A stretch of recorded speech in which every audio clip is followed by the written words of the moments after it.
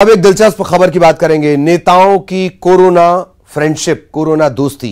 कांग्रेस नेता से बीजेपी के नेता को कोरोना का इन्फेक्शन हुआ है, कोरोना हुआ है।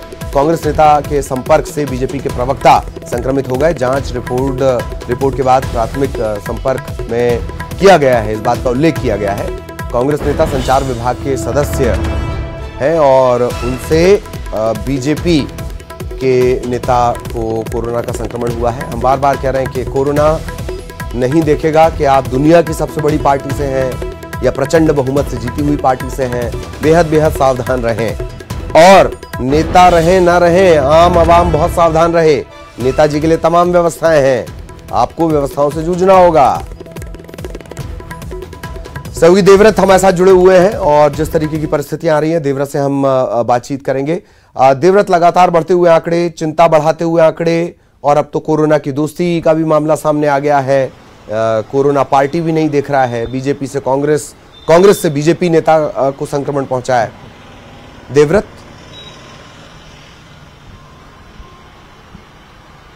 जी बिल्कुल, ये आंकड़े वाकई चिंताजनक है और चिंताजनक इसलिए क्योंकि छत्तीसगढ़ में इस तरह की स्थिति अब तक नहीं बनी थी और जिस तरह से लगातार नए मामले सामने आ रहे हैं, सैकड़ों की संख्या में एक दिन में अगर पॉजिटिव निकल रहे हैं, तब आप समझ सकते हैं कि हालात किस कदर हैं। अभी राजधानी के मंगल बाजार इलाके में मैं मौजूद हूं और आपको बता दूं कि ये पूरा एरिया अभी सील कर दिया गया है।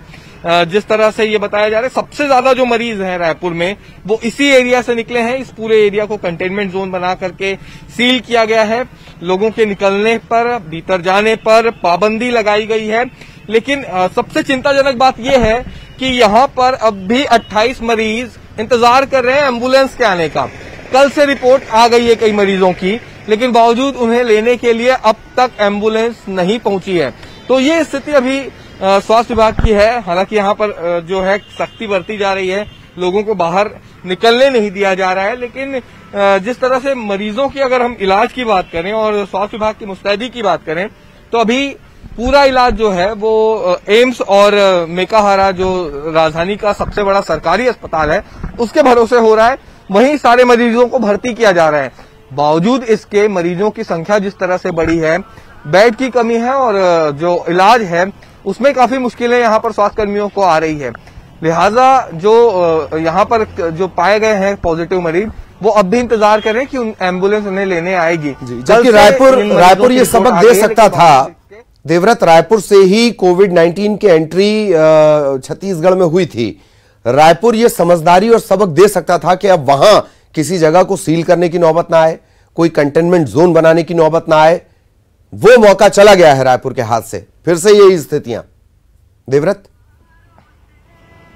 जी बिल्कुल, ये बढ़ते हुए आंकड़े यही बता रहे हैं कि अब ये मौका चला गया है कि पूरी तरह से एक बार में इस पर कंट्रोल पाया जा सके। क्योंकि जब लॉकडाउन था उसके बाद अनलॉक के दौरान ही काफी सारी रियायतें दे दी गई और इस रियायतों के बाद सड़कों पर ऐसी भीड़ हुई, मार्केट में लोगों की ऐसी भीड़ हुई कि उससे जो कोरोना है वो ज्यादा फैल गया। जबकि एक तरह से रायपुर नजीर बन सकता था कोरोना को कंट्रोल करने में, लेकिन जिस तरह से प्रवासी मजदूर यहाँ पर पहुंचे, उसके बाद धीरे धीरे ढिलाई देनी यहाँ पर शुरू कर दी गई, काफी सारी रियायतें दी गई और उन रियायतों का लोगों ने गलत फायदा भी उठाया। क्योंकि ये देखा गया कि अचानक से राजधानी में भीड़ हो गई। अब केवल 2 घंटे अगर ये किया जाए कि प्रवासी मैं चाह रहा हूं आपके जवाब में, देवव्रत, मैं आपके जवाब में चाहता हूं कि प्रवासी मजदूर के साथ साथ हम प्रवासी नेता और प्रवासी नेता पुत्रों को भी इसमें हमें जोड़ना चाहिए, उनकी ज्यादा जिम्मेदारी बनती है। देवव्रत जी बिल्कुल, क्योंकि अभी कोरोना जो है वो किसी एक वर्ग विशेष तक के नहीं है। कोरोना लोगों, वीआईपीज लोगों तक पहुंच गया है, पुलिस कर्मियों तक पहुंच गया है। तब ऐसे में नेताओं को ज्यादा यहाँ पर सतर्क रहने की जरूरत थी, लोगों के सामने एक उदाहरण पेश करने की जरूरत थी।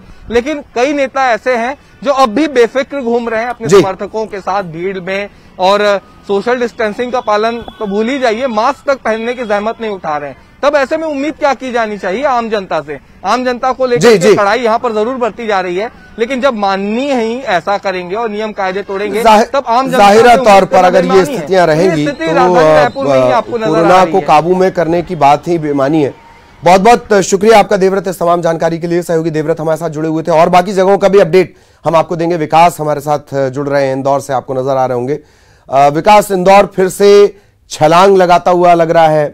तमाम सख्तियां एक अच्छी स्थिति में आने के बाद फिर से उसी जगह पर लौट जाना। विकास,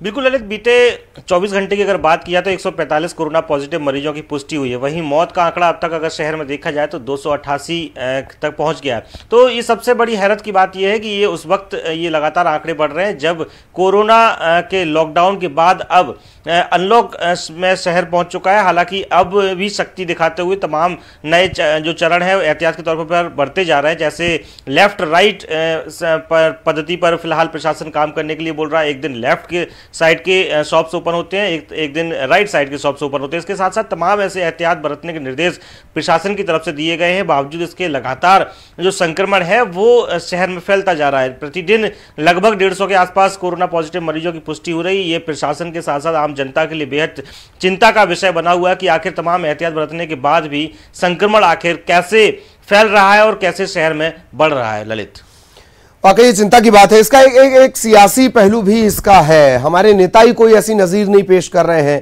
कि लोग आम आदमी पालन करे। कोई तुलसी के पौधे बांट रहा है, कोई शिवलिंग बांट रहा है, ये सब चीजें भी, और बाकायदा इजाजत लेकर बांट रहा है। ये और ज्यादा, एक तो करेला ऊपर से नीम चढ़ा, ये स्थितियां हैं। विकास, बिल्कुल ललित, ये कहीं ना कहीं प्रशासन का पर भी इसकी जिम्मेदारी है कि आखिर क्यों इस तरह के आयोजनों की जिम्मेदारी की इजाज़त दी जा रही है। जब किसी प्रकार के धार्मिक या तमाम इस प्रकार कई सामाजिक आयोजनों की अनुमति नहीं दी जाती है तो ऐसे में राजनीतिक कार्यक्रम की अनुमति कैसे दी जाती है। हालांकि जिस प्रकार से आम जनता की अगर बात की जाए तो बेहद सादगी के तौर पर आम जनता कहीं ना कहीं जो प्रोटोकॉल है उसका पालन करती नजर आती है। लेकिन जब भी इस तरह के सियासी कार्यक्रम होते हैं, राजनीतिक आयोजन होते हैं, तो उसमें कहीं ना कहीं जो लॉकडाउन या कोरोना के जो प्रोटोकॉल हैं उसकी धज्जियां उड़ती साफ तौर पर नजर आती है। लेकिन अब तक प्रशासन ने ऐसी कोई अपनी तरफ से पहल नहीं की है कि किसी ऐसे आयोजन पर उन्होंने पर किसी प्रकार का फाइन वसूला हो या फिर कोई ऐसी नजीर पेश की हो जिसको देखकर आम जनता कहीं ना कहीं और आश्वस्त हो जाए कि हमारे नेता और हमारे प्रशासन के जो जिम्मेदार लोग हैं वो बेहद जिम्मेदार है। तो कहीं ना कहीं ये लचर रवैया जो है यही एक बेहद एक और बात विकास मैं आपसे जानना चाह रहा था। बीच में यह भी साफ हुआ था कि ये जो संक्रमण अचानक से बढ़ा है इसमें मेडिकल दुकान और एक दो जगहों का और जिक्र किया गया था कि इनमें जो संक्रमण है, बाजार है, सब्जी के बाजार हैं, इनमें संक्रमण, इनकी वजह से संक्रमण की दर सबसे ज्यादा है। अब वहां पर कोई व्यवस्था बदली है, कोई तब्दीली की गई है जो आपको नजर आती हो विकास? हैरत की बात है ललित कि लगभग 3 महीने गुजर जाने के बाद निगम के एक बड़े जिम्मेदार अधिकारी का ये बयान आता है कि 60% जो है 60% जो संक्रमण है वो मेडिकल और सब्जी की मंडियों से फैला है। लेकिन इससे पूर्व जब शहर में लॉकडाउन था तब उस वक्त लगातार सब्जी सबकी जो सप्लाई होती थी वो निगम के माध्यम से ही होती थी। लेकिन संक्रमण उस वक्त भी अपनी रफ्तार पकड़ा रहा, संक्रमण उस समय भी शहर में लगातार फैलता रहा। लेकिन अब इस तरह की अचानक से इजाद होना, लेकिन अब तक निगम की तरफ से इस पर ये कोई कदम नहीं उठाया गया कि आखिर इसका बचाव क्या। यदि निगम और अगर सब्जी मंडी और मेडिकल की दुकानों से ही अगर अधिकतम संक्रमण फैल रहा है तो इसका उपाय क्या? उपाय अब तक सिर्फ जो बड़ी मंडी है उसमें अधिकतम संख्या में लोग ना पहुंचे। कुछ एक मंडी ऐसी है जहां पर रोक लगा दी गई है, लेकिन ये बेसिक नीड्स की वस्तु, एसेंशियल सर्विसेज में चीजें आती हैं तो आखिर इनकी नेसेसिटी को देखते हुए फुलफिल कैसे हो सकती है, इस पर काम करना होगा। और ये भी देखना होगा कि विदाउट संक्रमण, बिना संक्रमण के सब्जी जो है वो लोगों के घरों में पहुंचे, इसको लेकर इस तरह की व्यवस्था बनानी होगी। आपके यहाँ तो एक अधिकारी ने ये तक कह दिया था, आपके यहाँ तो एक अधिकारी ने ये तक कह दिया था कि भाई किसी भूखे को खाना बांटने की जरूरत नहीं है, और सब काम हम कर लेंगे, आपको कुछ करने की जरूरत नहीं है, प्रेस को कुछ करने की जरूरत नहीं है। अब उन्हें ये रिकॉर्ड उठाकर देखना चाहिए। आप हमारे साथ बने रहिएगा। प्रतीक हमारे साथ जुड़े हुए हैं। प्रतीक, जो ब्रेकिंग आपने दी है वो लगातार हम अपने दर्शकों को बता रहे हैं कि शनिवार और रविवार का लॉकडाउन, लेकिन सबसे महत्वपूर्ण बात जो है वो आखिर की लाइन में है, जो ये कहती है कि अगर हालात नहीं सुधरे तो 15 दिनों का टोटल लॉकडाउन। सावधान संस्कारधानी, एकदम सही है ये शब्द प्रतीक? जी बिल्कुल। देखिए ललित, आपको बता दूं कि कहीं ना कहीं एक उदाहरण इंदौर है, ग्वालियर चंबल अंचल वैसे ही पहले से ही है। तो जबलपुर जिला प्रशासन बहुत एहतियात बरत रहा है। थोड़ा संशोधन आज जो है इसमें कर दिया है। बंदे अब शाम 7 बजे से लेकर सोमवार की सुबह 5 बजे तक जो है टोटल लॉकडाउन रहेगा। यानी आज थोड़ी छूट अभी दे दी गई है। शाम 7 बजे से आज से कंप्लीट लॉकडाउन जो है वो शुरुआत हो जाएगी। एहतियात के तौर पे, चूंकि मैंने कहा कि चूंकि बड़े बड़े शहर उदाहरण हैं जिस प्रकार से वहां कोरोना का संक्रमण बढ़ा है, संस्कार धर्म में उस रफ्तार से ही एकाएक कर जो संक्रमण का दायरा है वो बढ़ता ही जा रहा है। क्योंकि बीते दिनों नगर निगम के अपरायुक्त के यहाँ एक जो शादी हुई थी, उसके बाद लगातार जो है जो संक्रमण है वो बढ़ता ही गया है। करीब 60 कोरोना संक्रमित मरीज उस शादी में जो शामिल हुए थे वो पाए जा चुके हैं और रोजाना उस शादी में सम्मिलित होने वाले लोग लगातार संक्रमित होते ही आ रहे हैं। तो एक सरकारी अफसर जो कि एक बड़ा अधिकारी है, जिम्मेदार अधिकारी है, कोरोना में भी लगातार ड्यूटी कर रहे थे, उनके यहाँ शादी में उन्होंने करीब 600 लोग शामिल हो गए थे, जो कि 50 की अनुमति है। FIR उस मामले में दर्ज हो गई है। लेकिन उसके बाद जो कोरोना की रफ्तार बढ़ी है उसने कहीं ना कहीं संस्कारधानी हाय तौबा मच रही है।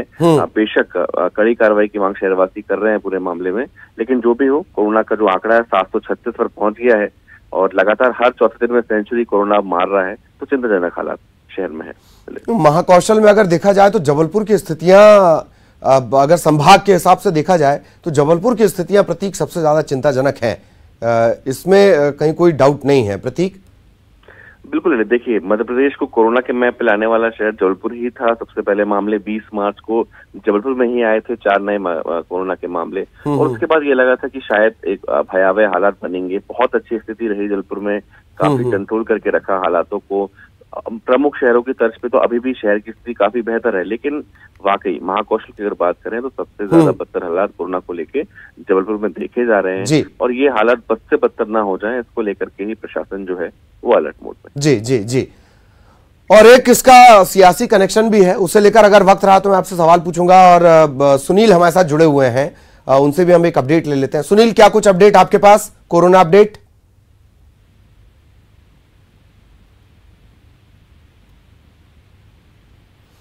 सुनील, आप तक मेरी आवाज पहुंच रही हो तो बताएं क्या कुछ अपडेट कोरोना का? ललित, देखिए, जिस तरीके से शहर दर शहर, चाहे छोटा कस्बा हो चाहे बड़ा शहर हो, कोरोना का लगातार कहर बढ़ता जा रहा है। लोगों को लगा था कि जैसे जैसे अनलॉक होगा उसके बाद शायद परिस्थितियां सामान्य होगी, लेकिन ऐसा लग नहीं रहा। जिस तरीके से हर रोज जो है लगातार आंकड़ों में बढ़ोतरी हो रही है। ललित, सबसे बड़ा जो एक अहम फैक्टर सामने आया उसमें ये आया कि नंबर ऑफ सैंपलिंग की बात तो की जा रही, लेकिन पहले सिर्फ शहरों तक कोरोना सीमित था, लेकिन अब गांवों तक पहुंच चुका। कई छोटे छोटे इलाके हैं, कस्बे हैं जो मात्र 5000, 7000 या 10,000 की आबादी वाले, वहां पर भी जो है कोरोना की संख्या लगातार बढ़ रही है। और जिसके चलते जो है शाजापुर जिले में जो पिछले 4 दिनों के अंदर ही जो है 100 से ज्यादा मरीज बढ़ चुके हैं।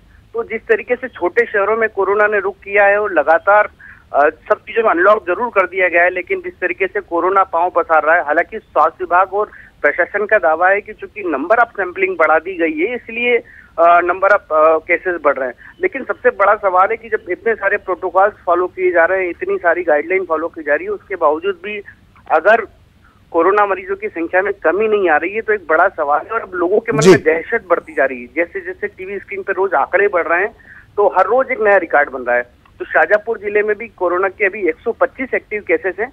हालांकि राहत भरी बात है कि 4 लोगों को कोरोना की वजह से जान गंवानी पड़ी। अगर इसमें देखें, रिकवरी रेट काफी अच्छा है, लेकिन चूंकि दहशत बनी हुई है, अभी 2 दिन का लॉकडाउन है। आज शनिवार को भी लॉकडाउन है, कल चूंकि प्रदेश स्तरीय लॉकडाउन जो रहता है वो लॉकडाउन रहेगा। तो लगातार 2 दिन का लॉकडाउन है, लेकिन राहत कहीं से कोई नजर नहीं आती। प्रशासन अपना काम कर रहा है, स्वास्थ्य महकमा अपना काम कर रहा है, लेकिन कोरोना कैसे खत्म होगा ये कोई नहीं बता पाया। जी जी जी।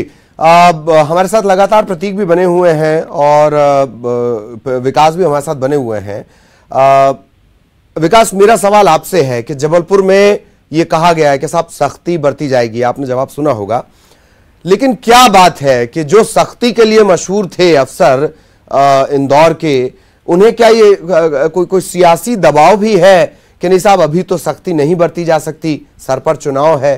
विकास,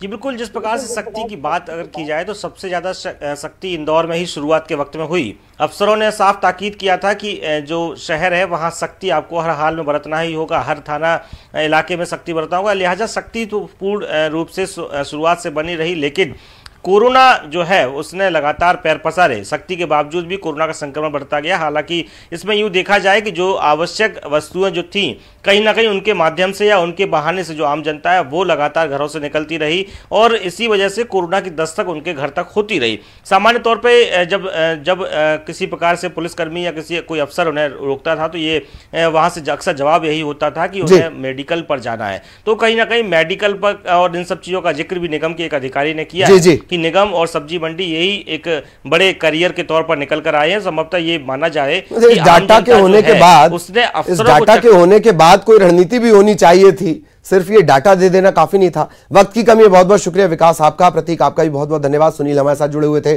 सुनील आपका भी बहुत बहुत